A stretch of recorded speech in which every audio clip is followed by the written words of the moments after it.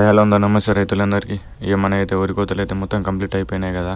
ఇప్పుడు మనకు వచ్చేసి అయితే చాలామందికి చాలా డౌట్ రావచ్చు, ఏ సీడ్ వాడాలి, ఇంకా యాసంగి అయితే మనకైతే మంచి సీడ్ అనేది ఏ రకం ఏంటిది అనేది అయితే మనమైతే మాట్లాడుకుందాం. మనమైతే ఒక మంచి 3 బయో సీడ్ల గురించి అయితే మనమైతే ఫుల్ ఇన్ఫర్మేషన్ అయితే తెలుసుకుందాం.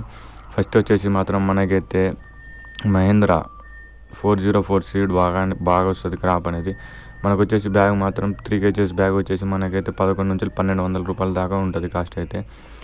మనకు ఒక కర్ర బాబత్ అండి. ఈ సీడ్ అనేది బాగా వస్తుంది క్రాప్. మనకి ఎకరానికి వచ్చేసి 30 నుంచి 40 క్వింటాల దిగుబడి రావడం జరుగుతుంది 100% అయితే.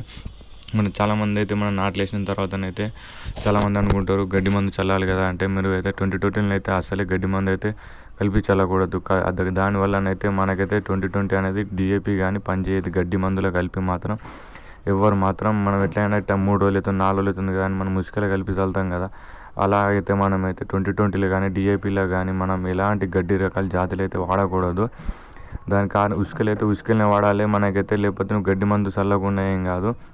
దాని తర్వాత మనం 15 రోజుల తర్వాత లేదా 20 రోజుల తర్వాతనైతే మనం తక్కువ ఖర్చుతోటి ఒక 200 ఖర్చుతోటి అయితే మనకి ఎకరానికి అయితే మొత్తం గడ్డి మొత్తం క్లియర్ అయ్యడం జరుగుతుంది.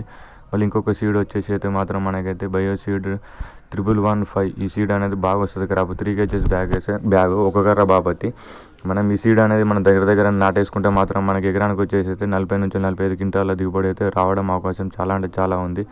చాలామంది అయితే ఇప్పుడు యాసంగి అయితే మనకైతే 100% అయితే ఈ 2 సీడ్లు అయితే బాగున్నాయి. ఇంకొక సీడ్ అయితే నేనైతే ఇంకా కొయ్యలేదు. అది కోసినాక తర్వాత మాత్రం అది ఎంతవరకు వచ్చిందో ఎన్ని క్వింటాలు వచ్చిందో అయితే మనమైతే ఫుల్ అయితే ఇన్ఫర్మేషన్ అయితే తెలుసుకుందాం. అయితే చాలామంది అయితే ఏ సీడ్ పడితే ఆ సీడ్ వాడుతారు, కానీ ఏ సీడ్ పడితే ఆ సీడ్ వాడడం వల్ల చాలా అంటే చాలా లాస్ వస్తుంది. మీరైతే నా వీడియోని అయితే ఫస్ట్ టైం చూస్తున్నట్టు లైక్ అండ్ సబ్స్క్రైబ్ మాత్రం పక్కా చేసుకోండి. మరి ఇంకొకటి వచ్చేసి అయితే మనకైతే చాలామందికి అయితే రైతు బంధు పడడం జరిగింది. చాలామందికి అయితే కొంతమందికి అయితే పడలేదు. మీరైతే మీ ఊళ్ళో ఉన్న రైతు వేదికకి అయితే మీరైతే వెళ్ళి కన్ఫామ్గా అయితే తెలుసుకోవచ్చు రైతు బంధు ఎంత పడలేదా అని అయితే. చాలామందికి అయితే రైతు బంధు పడడం జరిగింది. మీరైతే బ్యాంక్ అయితే వెళ్ళి అయితే కన్ఫామ్గా చెక్ చేసుకోవచ్చు.